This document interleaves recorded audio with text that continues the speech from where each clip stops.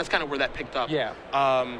It'll come to me in a minute here. I hate not being able to remember, but yeah, there was a 4 boomerang version that top 8'd in Kansas City, and that's basically where that originated. He was like number 1 coming into the elimination round. Did not win the tournament, but we're going to start here with Mr. Duke. He's playing a blue-white Tron deck, it looks like here, with the Unburial Rights package against Josh Netto, Splinter Twins. So obviously Reid coming in with the 3 buys. He's going to start with the Seachrome Coast into Urza's Mine.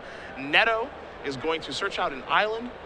Looks like he's going to sack that other fetch land, going to go get a Steam Vents on the instep, and we're going to be underway here in our second match. Yeah, Blue-White Tron, really a deck that didn't show up at the PT. This is, as opposed to like the make Karn as fast as possible deck, this deck doesn't even play Karn. Instead, it's just using a lot of mana to cast a Sphinx's Revelation, to cast a large Condescend, to cast Gifts Ungiven or Batter Skull. And there was a time where Blue-White Tron was the best Tron deck. And you could argue that we might be back in that time right now because Green-Red Tron is not all that well positioned right now as Duke is going to play in Urza's Tower, so 2 of the 3 pieces of the Urza Tron. It's more or less just a blue-white control deck that has a lot of mana to like hit with Colonnades earlier, right? Let's see if Duke can complete the Tron here. Now this is, the thing about the blue Tron decks, you can be blue-white, blue-red, blue whatever. You have these counterspells in Remand and Condescend, and sometimes they have Spell Burst, but, you have to play this little game of, you need some blue mana to be able to cast these counterspells and then do other things as well. Right. But when you're playing against Twin, it's very dangerous territory because I know, and I know you do as well because you play a healthy amount of Modern, playing against a Twin deck that has 3 mana available is scary stuff. Yes, you'd expect some sort of Exarch or Pestermite, and that which we do see on end step. Especially when you only have 1 blue mana source, that's not very fun. Yeah, and this could just be an innocent of, I'm just playing Pestermite, man. What are you freaking out about? Right. The question is, so if you're Reid and you have 1 path to exile in your hand, it's like you have to path it right now, right?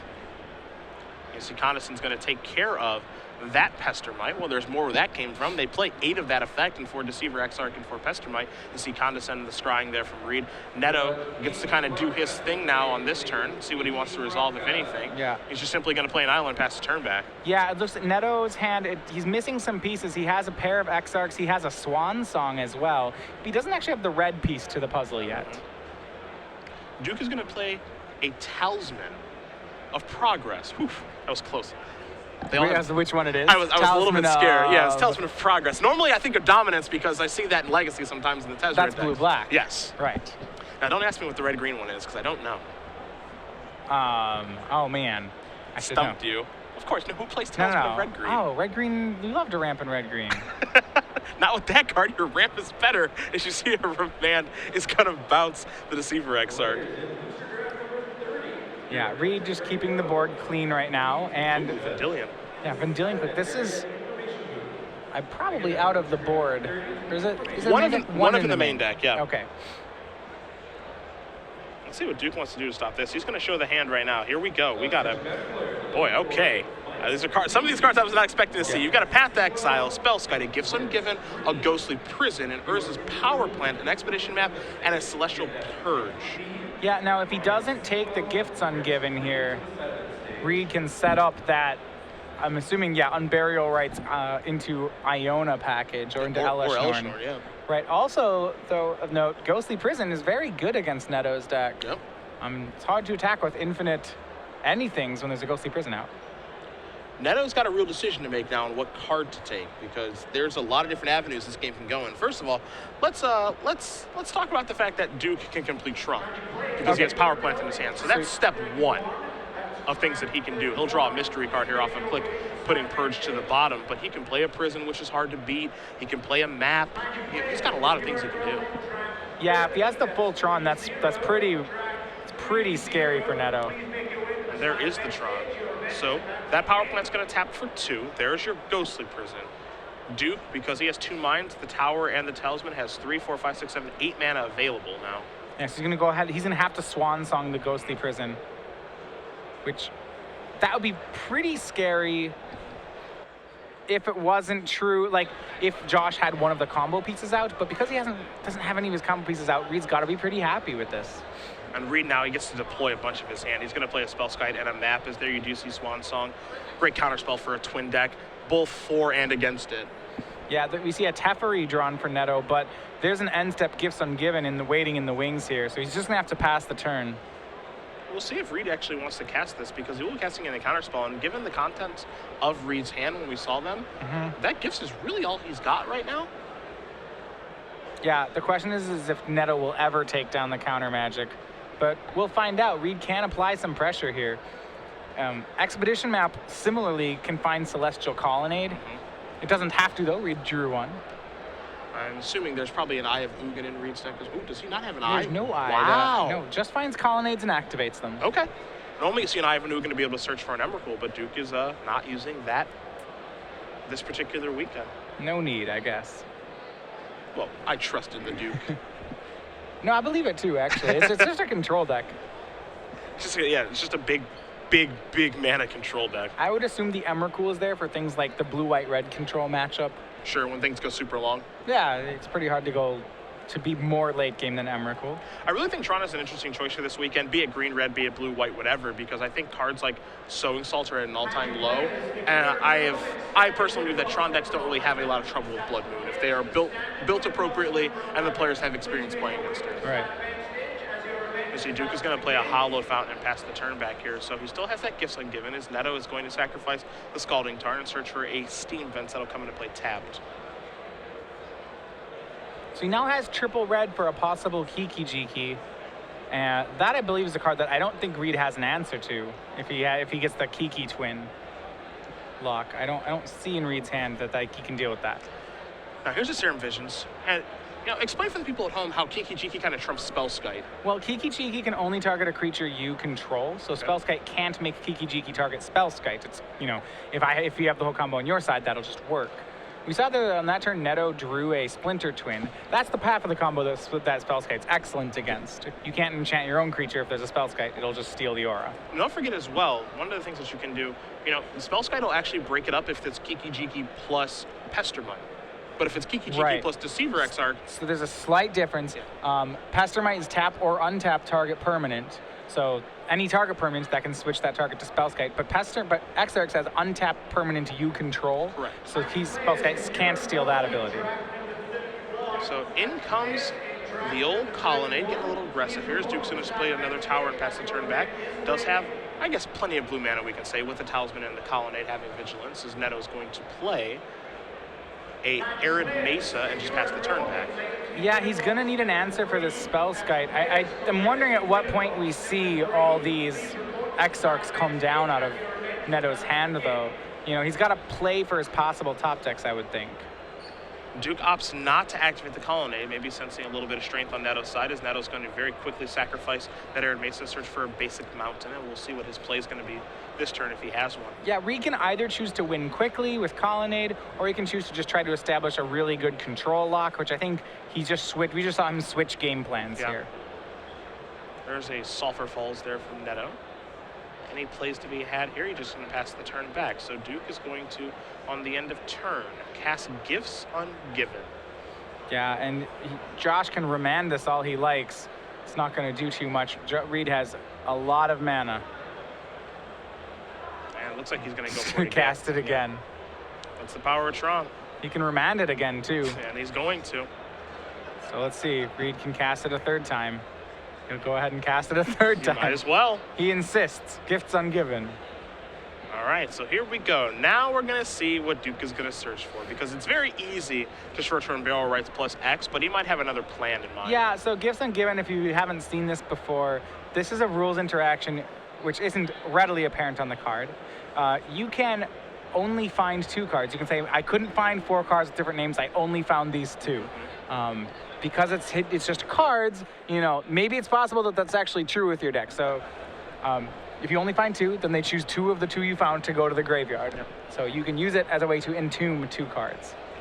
And this is one of the faster gifts I've seen, as Reid is going to get a Gifts Ungiven, an Emrakul, a Thirst for Knowledge, and a Negate. And I say that's fast because when you're looking through your deck and you get to search for 4 cards, it could take a little while. I've been known to. Yeah, Gifts Ungiven was a powerhouse in Kamigawa block constructed. It's actually a pretty decent card. And see Reid not using it in the Reanimator strategy. He's just straight up using Gifts Ungiven here to basically draw cards. he either gets to have, he's going to get like 3 or 4 cards no matter what Netto picks. And so you see that Netto says, all right, well, Emrakul's got to go to the graveyard because you can cast that next turn. If you cast that, I'm dead. So that's not going to happen. Well, interestingly enough, Reid has a colorless mana floating. He can go ahead and cast that other Gifts Ungiven as well. Yeah. Now, Emrakul can't actually go to the graveyard. Yeah, so he's going to have to shuffle back in the graveyard. There he goes. But if we're still on Netto's end step, and I believe we are, Reid can cast that next Gifts and just keep going. Yeah, he's value gifting him into the ground right now. Yes. Which is, gifting for gifts. And basically what he's doing, and you see him tapping mana right now, as you mentioned, that we're going to see another copies of gifts, or we're going to see Thirst for Knowledge just go around. Sure. But what he's doing is basically saying, I'm always going to get the gifts because the other 2 cards are a nightmare for you. Exactly, and he's discarding extra lands, and I think he's just building his way to finding Emrakul. Yep. So Reid does discard 2 copies of Versus Power Plant. Looks like he's going to tap his mana on his main phase here. Let's see what he's going to do this go around. Maybe another copy of Thirst for Knowledge. Sure, so a lot of card draw. I think what this tells me is that Reid prefers Thirst for Knowledge to Gifts Ungiven. It's the stronger card drawer. Mm-hmm. And he's been having the options to do both, and he's elected to Thirst for Knowledge both times. So let's see what he's going to discard. A Ghostly Prison and a Seachrome Coast. Basically saying, all right, I don't need Prison to beat you now. I got Spellskite. That's probably going to give me enough defense. He's probably doing that because I don't think Gifts Ungiven can draw him Emrakul. You know, Josh will never give him the Emrakul. Yeah. Serum Visions. There's a Kiki-Jiki. Yep, so keep that on top, absolutely. Looks like he's happy with both cards that were on top. There is 1 Condescend. As far as counter magic, there's 1 Condescend in Reid's deck, and that's it. It's possible, remember, he used it, but he can find it again. You see Reid is going to go a searching here yet again. Negate Condescend. Yeah, he could have boarded in, Negate Condescend. He has Celestial Purge in his board. He has Pact of Negation. He has Torpor Orb. There are a lot of things he can find here that hate out the combo. Don't forget, too, the fact that he searched out Emrakul as well, and he's going to search it out again. So you see Negate, Thirst, Condescend, and Emrakul. Part of the reason that I think he searched Emrakul last time is fully knowing he's not going to get it, but it shuffles those cards back into his deck. Right, and give him access for gifts. Now he's getting a counterspell because Josh can't actually give him the Emrakul. Yep. So he's going to have to give Reid either the Negate or the Condescend, and that should put a stop to Josh's plan. Yeah. So we'll see how Josh wants to split this. One of the things that we talked about in this forum, we talked about the Nikado decks and everything else that you can do is going to actually give him Emrakul. He gives him Emrakul. Well, okay. So basically what he's saying is, okay, I can tap your stuff down and not care. I don't think that's going to work. Well, we'll see if it's going to work or not. I think you care. It's a little bit risky, as here's a Thirst for Knowledge. But what I was going to say is, we talk about all these things with, you got to play around Blood Moon and Pods and all these other decks you have to play around. I wonder how much experience people actually have splitting Gifts Ungiven piles. Sure. It's been a while, and that's a real skill. Yeah, like Fact or Fiction, it's not trivial to split Gifts Ungiven piles. Yeah. You see an island there from Duke. And here's a bunch of mana. I wonder what this could be for. Yeah, that looks like it's Emrakul mana. It is going to be him. And Duke will put the trigger on the stack here to say, I'm going to take another turn. He'll untap all of those permanents. This Netto asked for this. He did. He could have not had this happen. He doesn't have... Okay, so when we go to attacks, he's going to stop the Annihilator from happening by tapping Emrakul. Well, that's his plan, at least. Yeah, I think he has a backup Exarch, too. So maybe... The problem is that they're just going to tap Spellskite. Yeah. Reid's gonna bounce that over that way. Yeah, and this is like, I don't know if Netto can survive getting annihilated. Yeah, especially because with him at 12 life, I almost certainly don't think he can. Well, I don't know how it's not tapped, but yeah, the Spellskite will be tapped. That will happen momentarily. Yeah. He's gonna redirect that over there. Yep. Sure. So they both go to Spellskite. And now Reid's going to get to attack, and he annihilates for 6. Netto can't keep enough alive to Kiki-Jiki here. -6 permanents. He only will have 4 left. That's a ways off. It's an Exarch and 3 lands. That's... If it was Annihilator 5, he would have a shot here, but it's Annihilator 6. Yeah, assuming Netto's life total is correct, I mean, it's not something to ignore the fact that Emrakul attacks for 15 and not 12. Too. So. I don't think he doesn't have a way to get around it, right? Yeah, so I think with... And of course, we'll make sure our life totals are correct for you guys at home as well. But yeah, Yeah, oh, that's flying. Yeah. I just Okay, say, yeah. okay, he didn't think it flew. Gotcha, and that's going to do it. So Reid Duke is going to win this match over Josh Netto, 2-0, Blue-White Tron, taking down Splinter Twin. Blue-White Tron, not a deck I think people expecting coming into this tournament. Certainly not. It's a pretty bold choice for the tournament, too, because, you know, it's not really, I guess, a control deck.